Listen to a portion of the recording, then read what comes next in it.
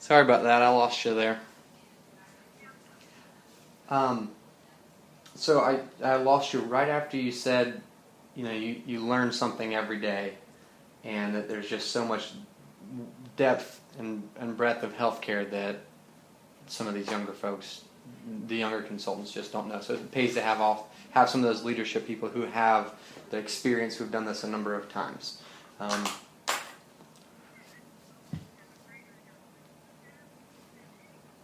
people who go live are going live using their existing staff, and then those staff, some nurses, respiratory therapists, pharmacists, they join the team, then they go to Epic, they get trained, and then they come back and they're builders, and those people know their own environment, but they don't know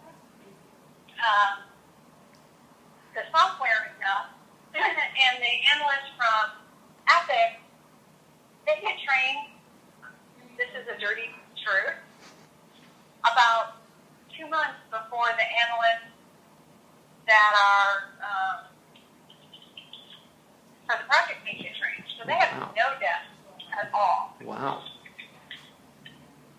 And they don't know anything. I mean, they come from political science background, art background, maybe computer background, doubtful.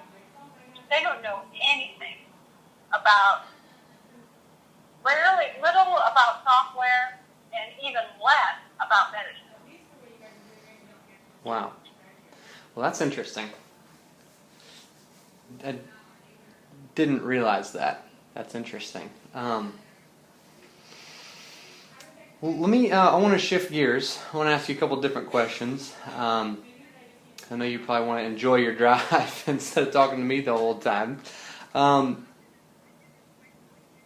right. Well, how do you see the roles of the CIO and CMIO evolving in the next, say 5 to 10 years with everything that's happening in health IT?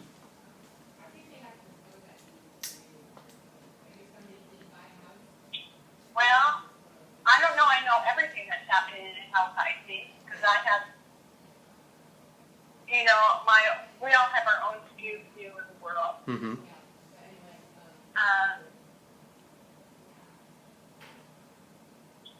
I think most organizations,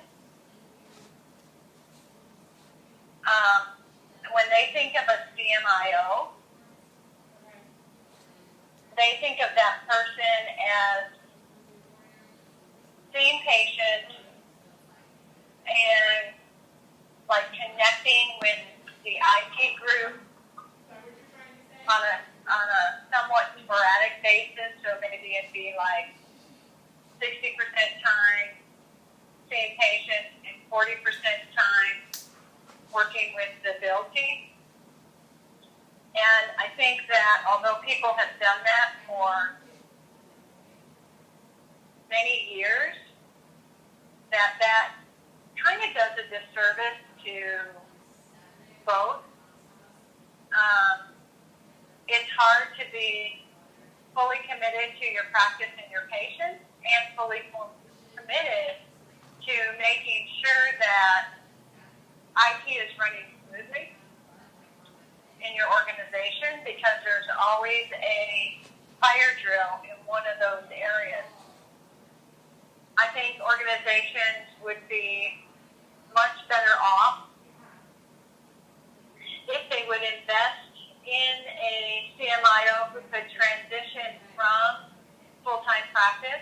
If you have the type of practice where you can see patients, I don't know, maybe once a week, that it's always good to keep up that skill. But quite honestly, I think that you need a physician a little more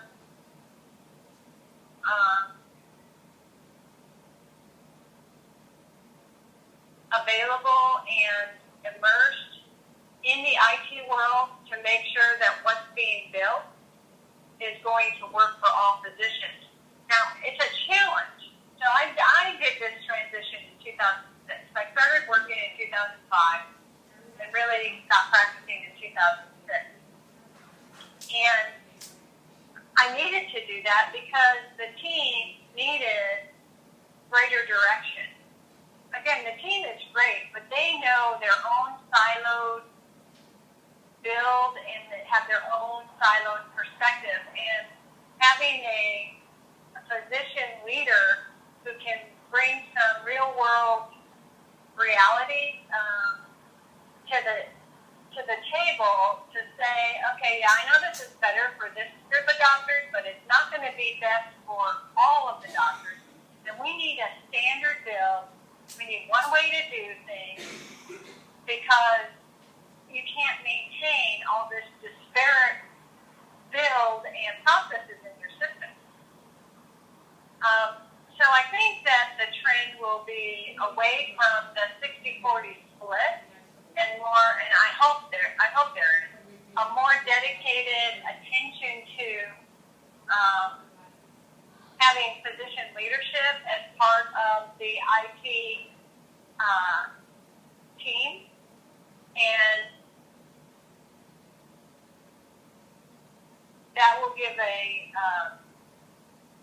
better understanding and a better outcome of the clinical content and just the basic build of the software, not just the software that is Epic or Cerner, but also the software and those other systems that they're interfaced to, like the PAC system or Merge for cardiology or the Provation for GI. There's a lot of software that is not actually EMR software that is interfaced with it, lab system.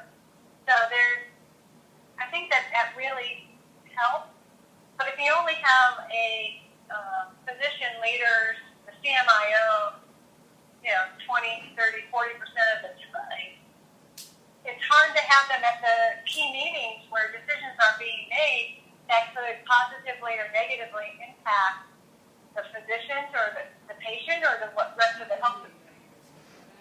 Yeah, that seems like a very tough job description. Now that I think about that, being a full-time doctor as well as someone who's well versed in IT, those are two relatively different sets of skills, and you're asking somebody to be at the highest level in the C-suite on both of those platforms, and that's a lot to ask. So I understand what you're saying about making that transition. That's an interesting dynamic that I'd never really considered before.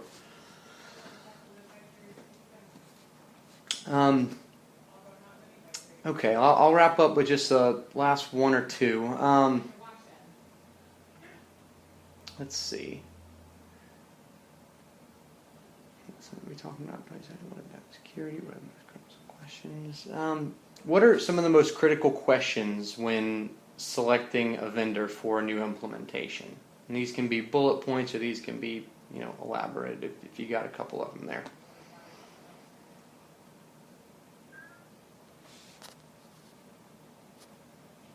Is it user friendly? Is it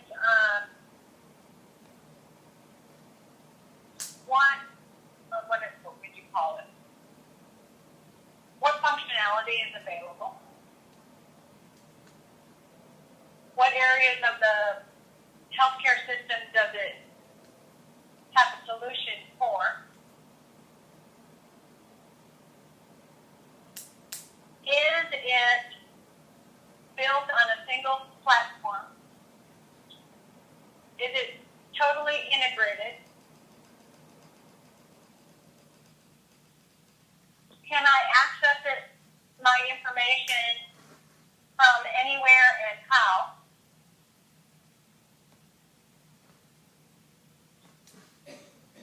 How often does it go down? How often do I have to do upgrades?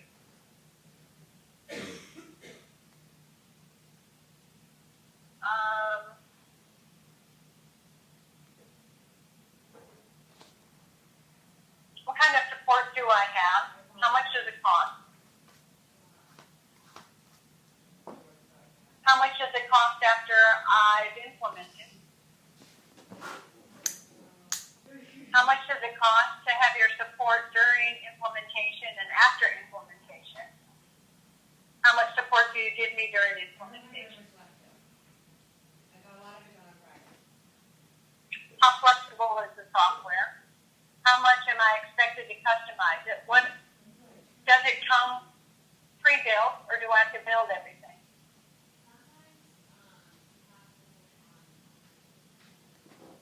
It's a good I know check. the answers to most of those, but I think those are, at least off the top of my head, some.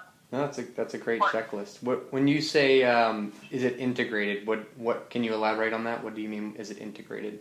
As in across So all can I- areas of all practices? Yeah, so can I see the inpatient's information if they were seen in the ambulatory, if I'm in the inpatient, and if I'm in the ED, did I see what happened in the office and what happened in the last hospital stay, and I see their case management stuff and their home health stuff. Can I just log in once and see everything Gotcha. across the entire healthcare continuum? I guess another thing is, do you have a revenue and a clinical system? I guess maybe some don't have revenue. Okay, that's a great checklist to have there. I like that. Okay, well that's most of the questions that I have for you today. Is there anything you want to add to that conversation? We talked a lot about. We kind of went down the rabbit hole of implementations there. Anything else you wanted to add to that should be added to this? And what I'm planning on doing, by the way, is I'm going to go back, look through all these notes, put something together, and I'll send it over to you. So that you can proofread it and say, like, well, this, I didn't quite mean it that way, or anything like that you want to take out, or some of those pieces that we talked about not putting that on paper, so to speak. So I'll definitely give you the opportunity to veto anything.